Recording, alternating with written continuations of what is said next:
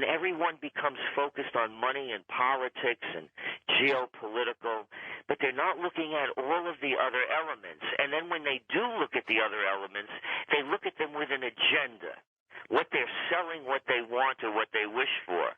And so we open our minds to what's out there, and all we're looking for is to find the truth in anything that we look for. So we're open to anything, any possibility.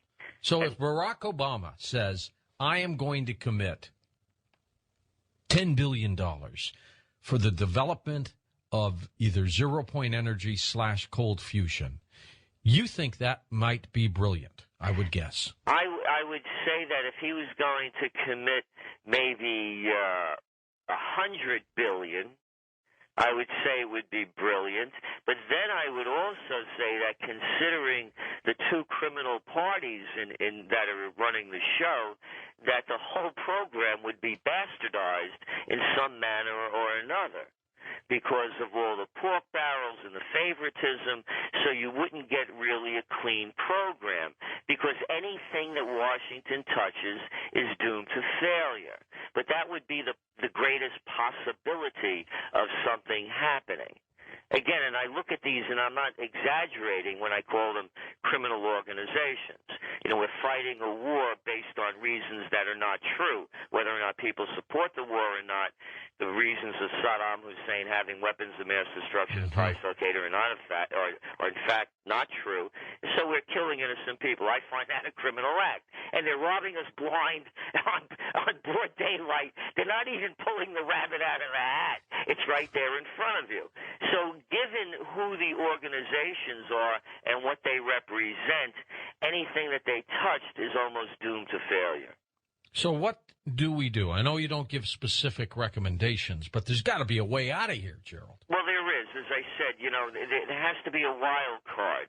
But for the rest of the people out there that are waiting, and again, we wrote about this in the last issue of the Trends Journal in anticipation of the election. We said people are going to be waiting till after the election to see what happens.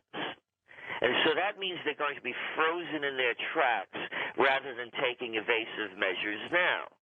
So here's, for example, and there was a hint that came out tonight, and they were talking about in the first months of the Obama presidency that they would issue executive orders. How about an executive order, George, similar to FDR, being that that's who they're going to emulate?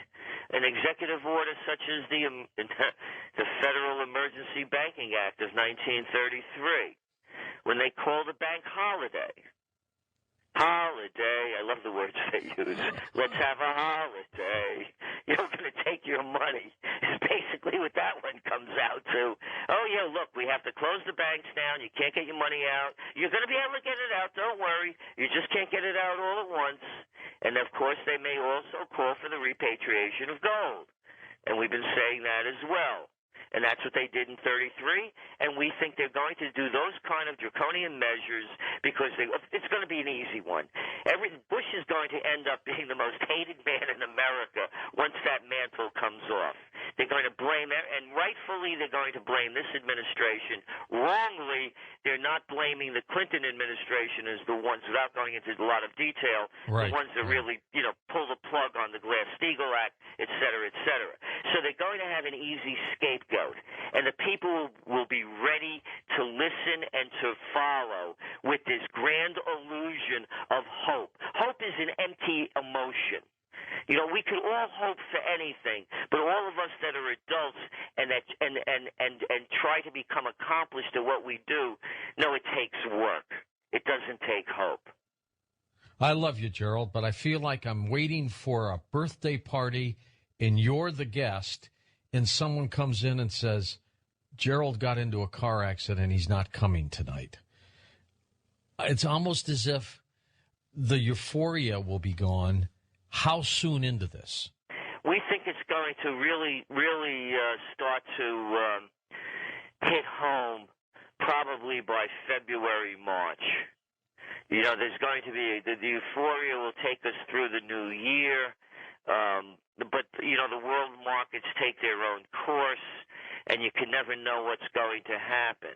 There's already tensions again as we're speaking, building up over in Israel. Right. And so, there's the whole geopolitical firestorm out there, and no one has control that people want to believe they have. And the people are very, very, very desperate for something good to happen, and they'll believe anything. I'm watching this going on, and and as we called it, this is the presidential reality show. You had both candidates of very thin substance talking big games with nothing to back it up. By their deeds you shall know them.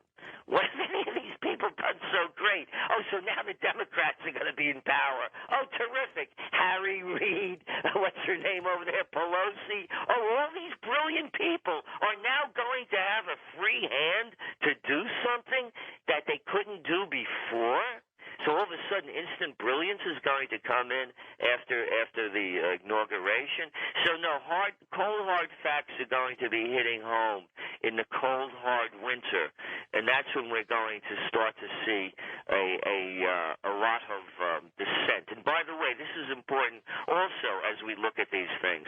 It's much easier to attack, for some reason, a Democratic Congress or president than it is for a Republican. For example, if you had said anything bad about Bush, and again, we're political atheists, so we just take shots at all of them, you were called a Bush basher. Right. Right? Oh, yeah, absolutely.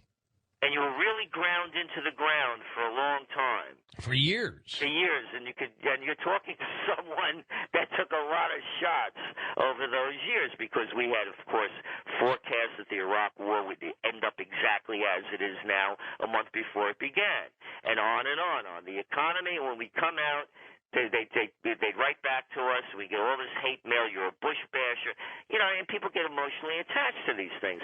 Well, that's not true with the Democrats. The Democrats are a wimpier class, the Wimpocrats, I like to call them. So there's going to be shots taking out, verbal shots, political shots, God forbid, other types. But they're going to really go after this administration early on. But then there's something else that's going to be going on. And we saw it already with Obama on the economic front. They're all on the same page, the Republicans and the Democrats, the majority of them, on the economic issues.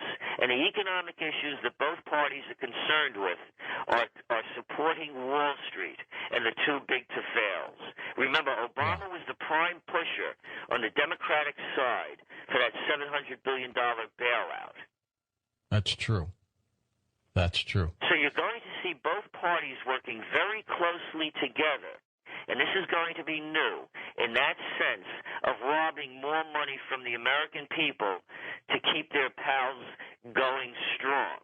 And again, when they like to talk about Obama getting half his money from small donations, but they're not talking a lot about where he got most of his other money from. And it was from the corporate side, particularly the financial sector. And again, by their deeds you shall know them. Look who is in his inside group. It's the Goldman Sachs gang.